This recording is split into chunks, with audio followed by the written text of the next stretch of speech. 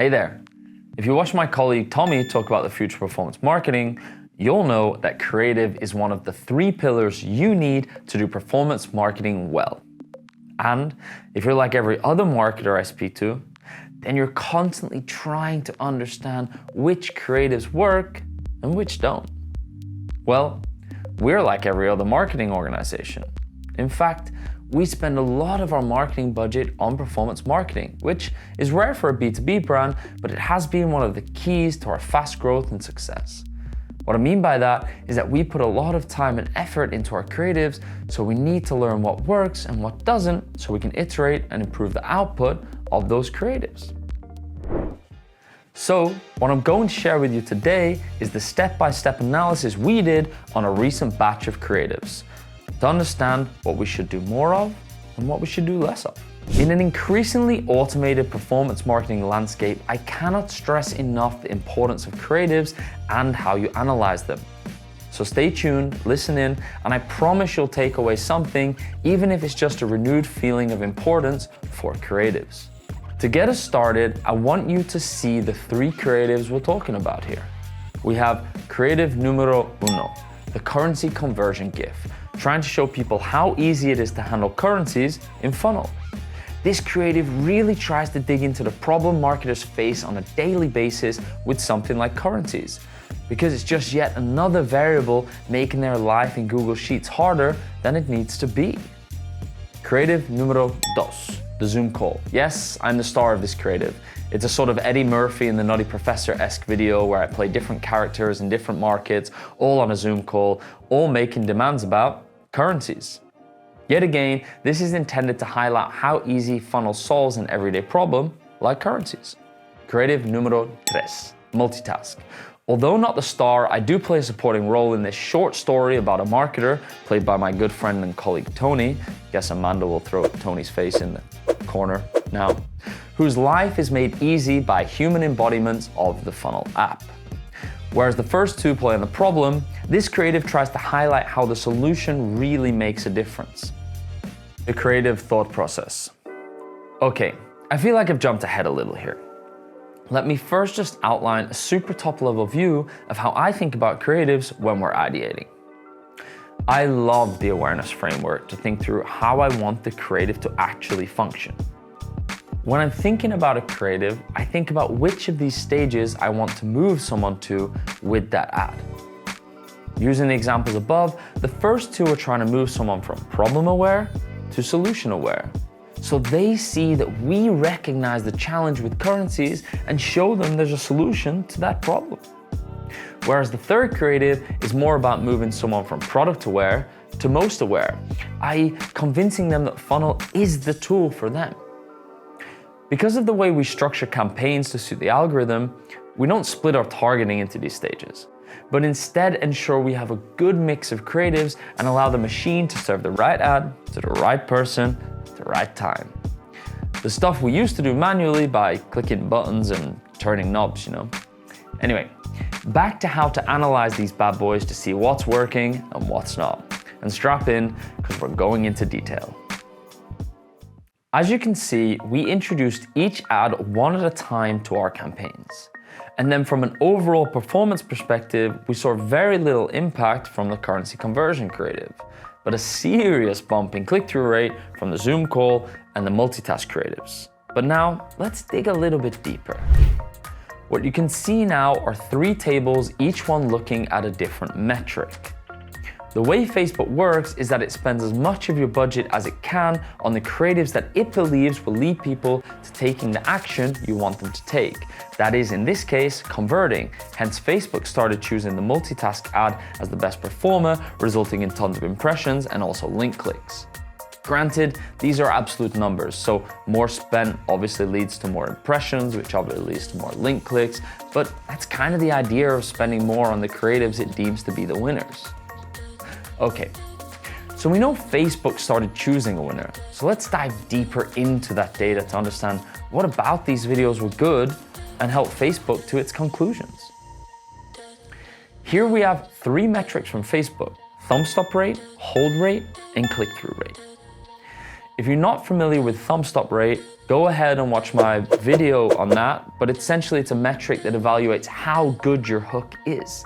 And if you watched any tutorials on creatives in 2023, then you'll know the importance of a good hook. Can I get a Captain Hook animation, please, or something? Anyway, what we can see in this table is that currency conversion has a poor thumb stop rate, a poor hold rate, and a poor click-through rate. All metrics Facebook will see and decide, well, that's a bit crap. Oh yeah, hold rate. I should explain hold rate, right? Yeah, but you can also maybe put a definition on the screen right now. But essentially it measures how many people keep watching your video, or rather, it's 15-second impressions. So, on the other hand, the Zoom call and multitask have a much better thumbs up rate and a much better hold rate. Okay, so that was the Facebook data, but we don't make money on Facebook.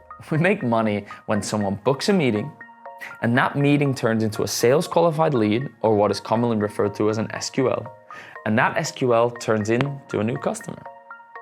There's a couple of other steps in our sales funnel, but let's keep it simple and stick with that for now. Now, I'm not going to get into attribution here, and the data I'm going to show you definitely doesn't mean this is all the value we get from paid advertising on Facebook, but instead just a segment of the direct conversions we do get from Facebook ads.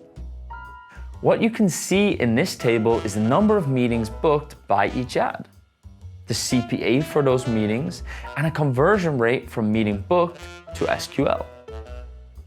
As expected, Multitask succeeded in booking a lot of meetings, and the conversion rate from those meetings was fairly good for a new creative compared to our other high-performing creatives.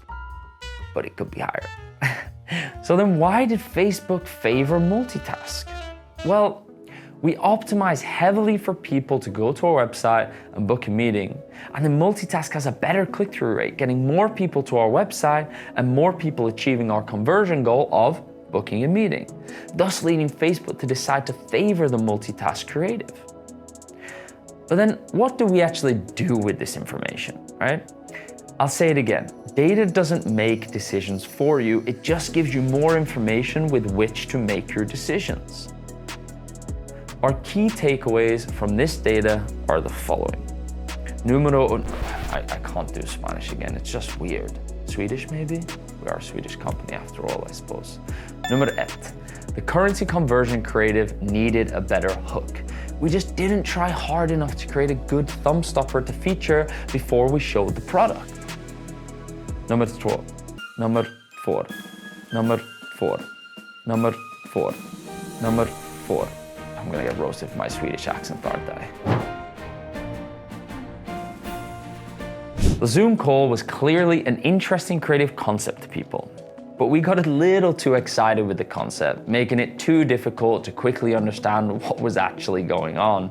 It was also a little too long, which Facebook did warn us about when uploading, but sometimes you've got to overrule the machine and go with your gut, and sometimes the machine is still correct. Anyway, number 3. The Multitask creative freaking nailed grabbing people's attention and booking meetings, but those meetings didn't convert very well to SQLs.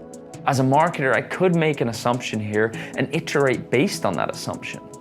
But what we did instead was do some qualitative analysis in HubSpot to see what notes were left by our amazing sales team to understand if there were any noticeable trends amongst those deals. With qualitative insights, you have to be sure not to weight them too heavily and use them to guide your thinking rather than to think for you. But it seemed from the feedback like the trend amongst those who booked a meeting from the Multitask ad was that they didn't quite have a clear idea of what funnel actually did. It got people intrigued, they engaged with it, but it didn't explain clearly enough what we do. Now, if you remember, this ad was intended to move someone from product aware to most aware, so it was intended for people who are aware of funnel already, but haven't pulled the trigger yet. So, it's a balance. With those key takeaways considered, we intend to iterate on the Multitask idea and find more ways to demonstrate how funnel improves your life as a marketer, whilst being clearer about what funnel is and what problem it solves to make the ad a little bit more dynamic. A simpler version of the Zoom call is already in the works and will focus on a different feature of the product than automated currency conversion. Perhaps our fancy new AI feature that's just been released. I'll be doing a video of that very soon. If you're still here, it's because you're truly dedicated to making yourself a better marketer. I love it.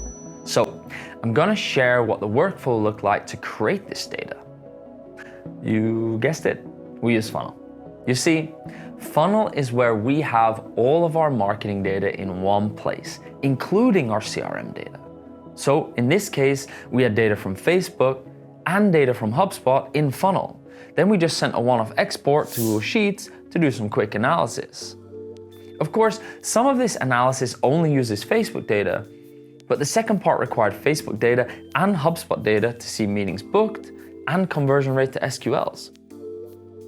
Because we have all of our data in one place with our business logic applied, it just makes it so easy to export it and play around with it. That's it for Facebook Ads Creative Analysis for this time. If you found this video useful, subscribe where you'll get more videos about digital marketing best practices, marketing data and analytics, and data visualization tips and tricks. All the great content you need to shortcut your way to being a better marketer.